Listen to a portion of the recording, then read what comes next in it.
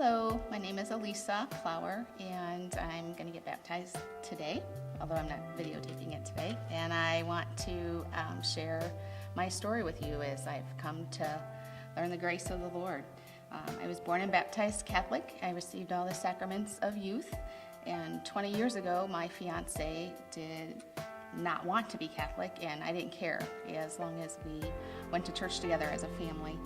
So my sacrament stopped there.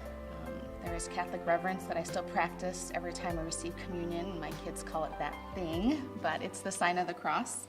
And I'm grateful for my Catholicism and my mom. They taught me that God and church are important and gave me a very solid foundation to build on. And it wasn't until I was in my 40s that I realized the essence of God and a church family. I now understand the significance of the presence of both God and a church family. I've always attended church, tried to not commit major sin, mortal sin as us Catholics always called it. I've always served others and been a volunteer. I'm a giver and I'm a helper. And now I realize that I need help. I don't always need to help others, that I need help. And with a challenging career and failing marriage and major surgery led me searching for that help. And I now know that being saved is not for holy rollers or for those who have had major life adversities. It's for people who are right here, right now, just needing God in their life. In the fall of 2011, our daughter started attending Brigade here at Grace, and at that same fall, I endured major back surgery. So I wasn't only out of physical commission, but I was down and out spiritually. Her small group leader rallied families to shower our family with prayer and meals, and it was incredibly humbling. My daughter just started coming here, and for the very first time we were meeting people, and they were bringing us dinner, and they were praying for us, and we were receiving mail and cards, and just felt the love of the Lord through them.